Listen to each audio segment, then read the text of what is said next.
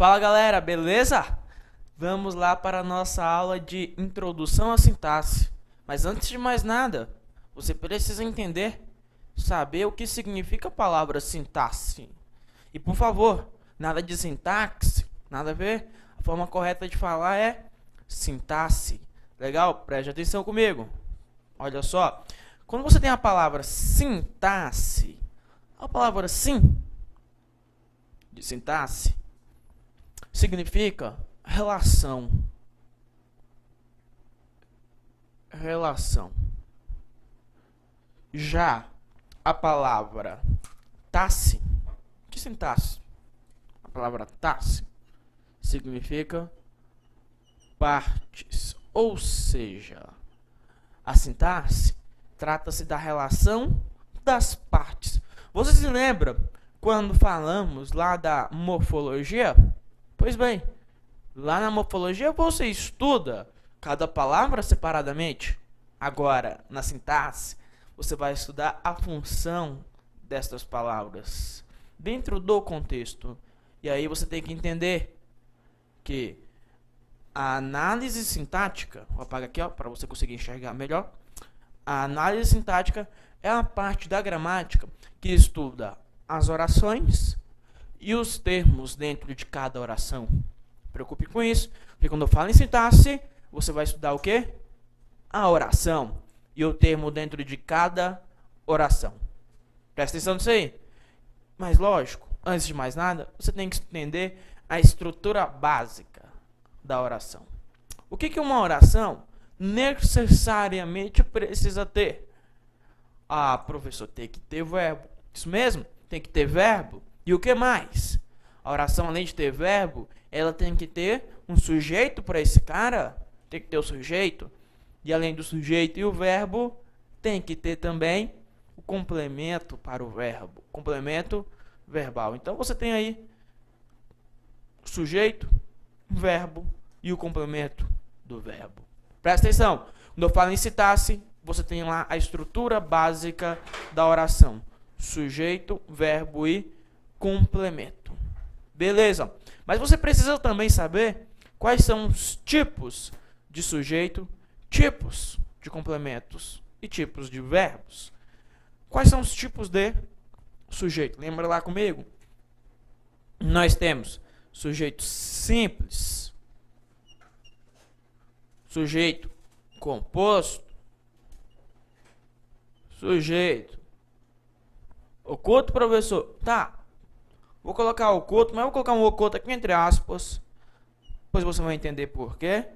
Sujeito oculto. Ainda há o sujeito indeterminado. Indeterminado. Nós temos o chamado sujeito oracional. Oracional. E ainda aquele chamado sujeito inexistente.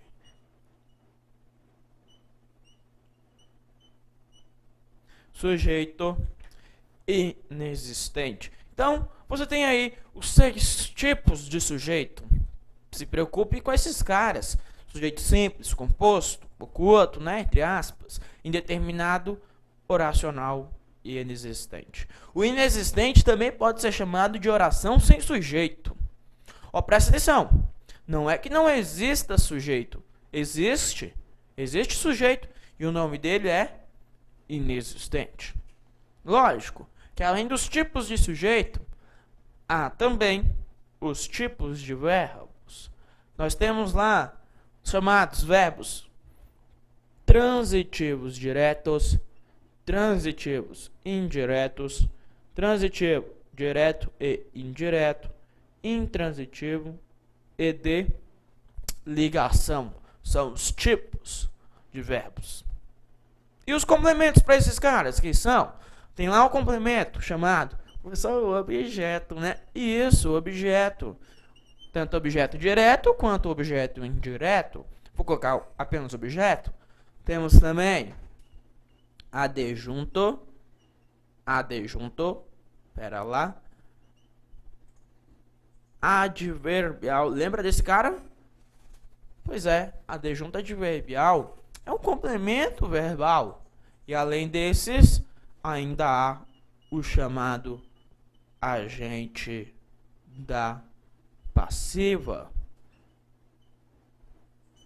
Temos lá o agente da passiva. E aí você tem, então, a estrutura básica, que é básico em uma oração. E você precisa saber disso, beleza? Se liga aí. Então, vamos lá estudar cada um desses tipos de sujeito. Depois veremos tipos de verbos e, lógico, os seus respectivos complementos. Legal? Continuemos. Vou passar aqui. Posso apagar, né? Aguenta lá quando eu apago. Então, o primeiro caso que nós já vamos ver agora é o mais tranquilo, o mais simples. Muito bem, isso mesmo, o sujeito é simples. Só. Por isso que ele é simples. Sujeito simples é tranquilo, é fácil demais. Sujeito simples é aquele que possui somente um núcleo. Um núcleo. Preste atenção, veja o contexto. O aluno será aprovado. Primeira coisa que você vai fazer é olhar para quem? Para o verbo, professor. Isso mesmo. Você olha para o verbo. Primeira coisa é olhar para o verbo. Então tá aqui o cara. Será. E o que será aprovado? O aluno, professor. Isso mesmo. É o nosso sujeito. Agora, que tipo de sujeito é este? Ah, professor, tem que saber quem é o núcleo. Muito bem. Macete macetoso. Para você saber quem é um núcleo. Simples. Vá apagando os nomes do sujeito. Aquele que fizer falta é núcleo. Vamos lá? Apagou primeiro, ó. O aluno será aluno será aprovado. Fez falta? Não, professor. Não fez falta. Então, não é núcleo. Agora para o aluno. O será aprovado. Fez falta? É, professor, agora fez falta. Quer dizer que o núcleo é aluno, ó. Aluno é núcleo do sujeito. Se eu tenho só um núcleo, o meu sujeito pode ser um sujeito simples. Perceba num outro contexto. O professor ministra a aula. Primeira coisa, você procura o verbo. Cadê esse cara? Ministra. Beleza. Quem ministra? Professor. Cadê o núcleo? Já aprendi, professor. Núcleo é o professor. O sujeito, então, é simples. Então, o sujeito é simples é quando há somente um núcleo. Beleza? Vamos para o próximo. Sujeito composto, então. Sujeito composto também é muito fácil, é muito tranquilo. Sujeito composto é aquele que possui mais de um núcleo, isso mesmo. Agora o sujeito terá mais de um núcleo. Veja o contexto. O aluno e o professor estudam bastante. Cadê o verbo? Estudam. Legal. Quem é que estudam? O aluno e o professor. Quem é ou quais são as palavras mais importantes? Aluno e professor. Percebeu? Eu tenho dois, ó, núcleos. Dois núcleos. Dois núcleos. E aí, se há mais de um, ou seja, dois ou mais, o seu sujeito aqui, ó, só pode ser um sujeito composto. Se o sujeito é composto, o verbo, ó, tem de ficar no plural para concordar. Concorda o sujeito. Beleza? Então, presta atenção aí. Sujeito simples, um núcleo. Sujeito composto, dois ou mais núcleos. Legal. E aí você dá continuidade comigo. Vamos lá. Sujeito elíptico. Ah, mas esse cara é legal. Sujeito elíptico, professor. Nunca ouvi falar. Ouviu sim? Ouviu sim? Lembra quando eu mostrei agora, você falou, professor, sujeito oculto. Lembra que eu falei lá? Sujeito oculto? Na verdade, não existe mais sujeito oculto. Uai, como assim? A nomenclatura gramatical brasileira, NGB, não reconhece mais como nome oculto. ela diz que nada está oculto, e aí passa a dar outros nomes para você, que não é mais oculto. Agora o sujeito é um sujeito elíptico, isso mesmo, sujeito elíptico. Se você preferir, pode falar em sujeito subentendido, sujeito implícito, sujeito fossilizado. O CESP já falou nisso. O CESP já falou em sujeito fossilizado. Eita, professor, pois é. Presta atenção nisso aí. Mas dentre todos os nomes, você vai preferir o sujeito elíptico. Elíptico, sempre. Professor, esse é o mesmo daquele sujeito desinencial. Sim, também é um outro nome. Você aprendeu lá com a tia Maricota, não foi? Sujeito desinencial. Legal, então, mesma coisa. Mas o que é o sujeito elíptico? É o oculto, professor. Sim, não fala mais. Elíptico. Elíptico ocorre quando? Quando é que vai ocorrer esse sujeito elíptico? Ocorre quando os pronomes... Quais pronomes, professor? Os pronomes pessoais do caso reto. Eu, tu, ele, nós, vós, eles.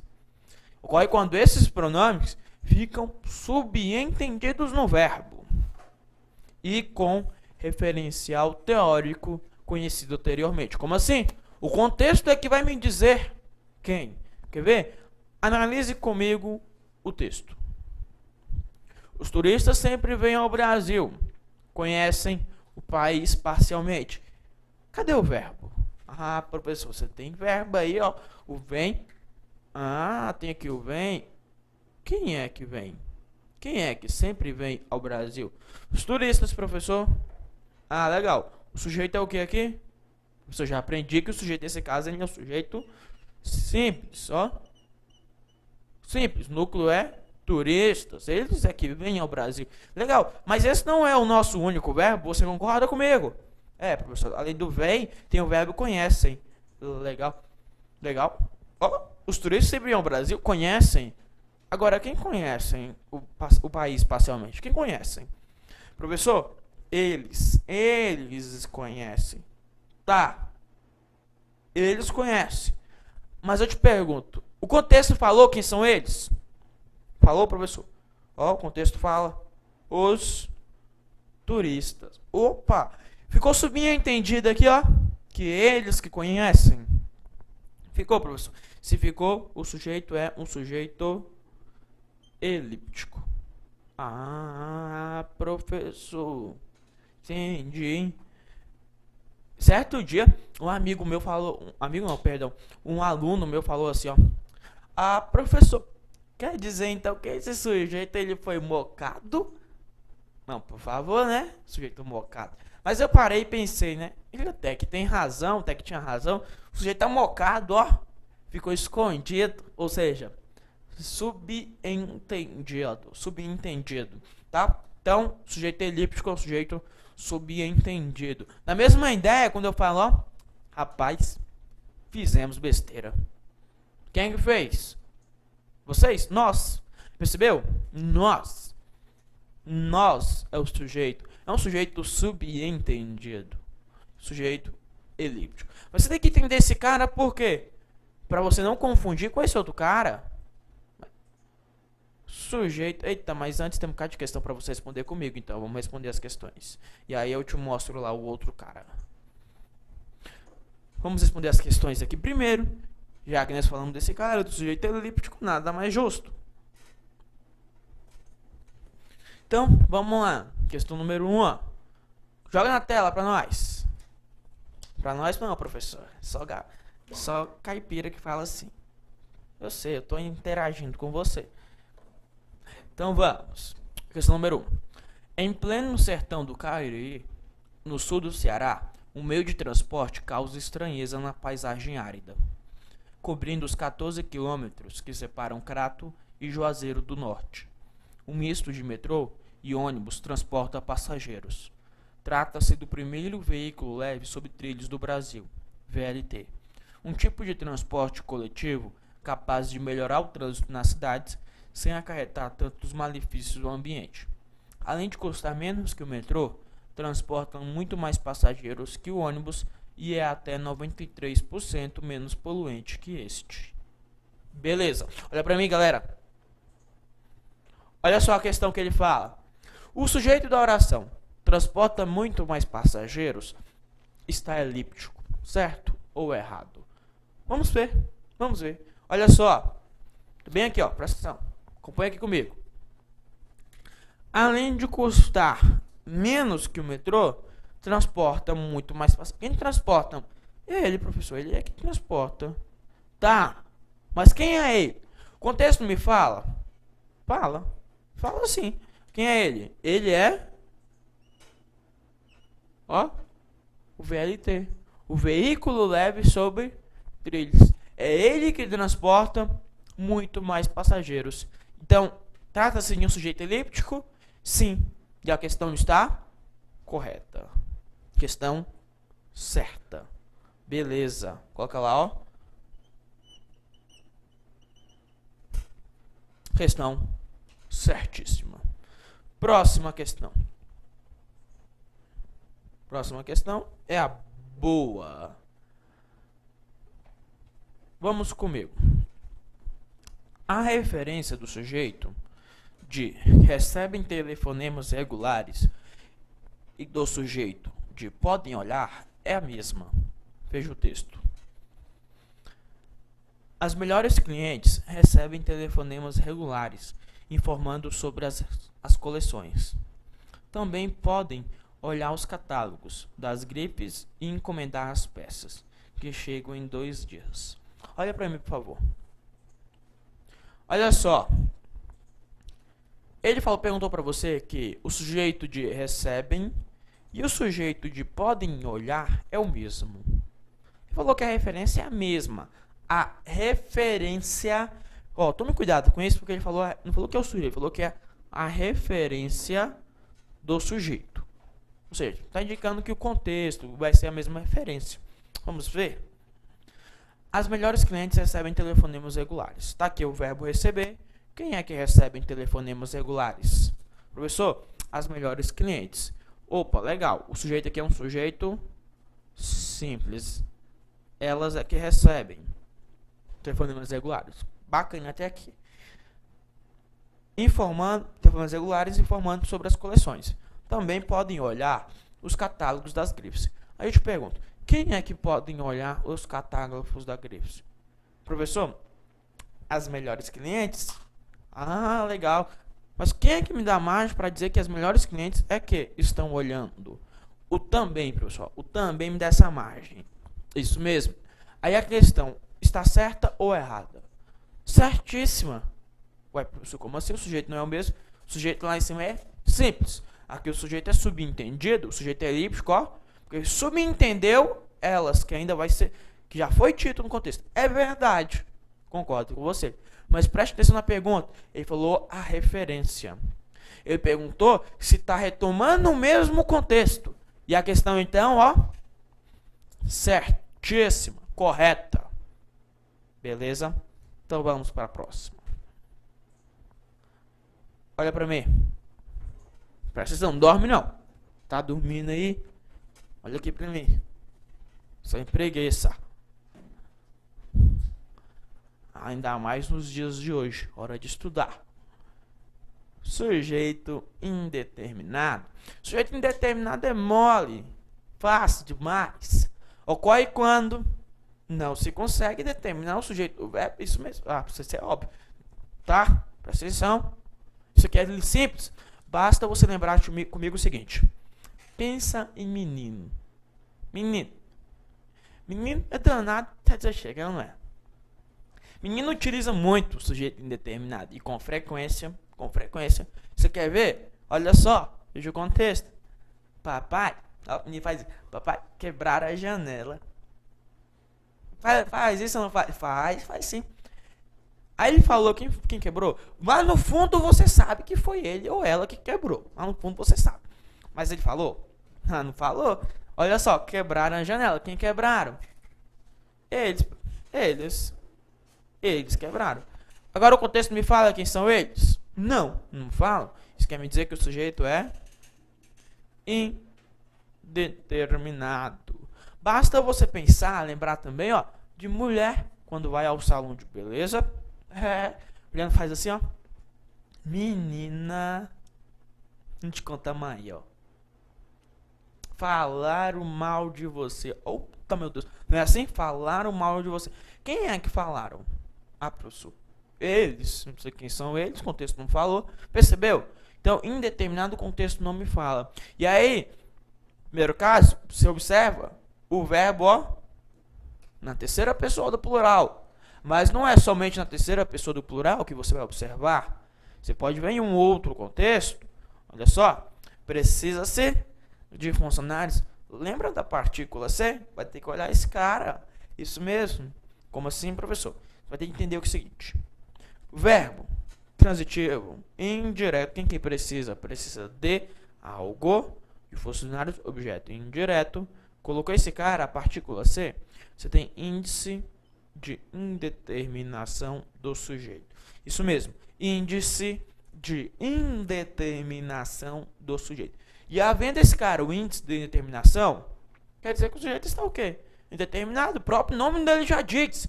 Índice de indeterminação de quem? Do sujeito. Ou seja, está indeterminando o sujeito. Beleza. Olha aqui na tela.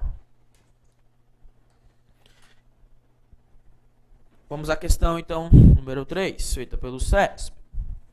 Esforços vamos. As partidas demarcadoras, as missões apostólicas, as viagens governamentais, com as suas frotas de centenas de canoas, e os seus astrônomos, comissários apercebidos de luxuosos instrumentos, e os seus prelados, e os seus guerreiros, chegavam interminantemente àqueles rincões solitários, e armavam rapidamente no anteplano das barreiras as tendas suntuosas da civilização em viagem. Regulavam as culturas, poliam as gentes, aformoseavam a terra. Veja a questão. No período, regulavam as culturas, poliam as gentes, aformoseavam a terra. O sujeito das orações é indeterminado. Opa, ele perguntou se o sujeito é indeterminado.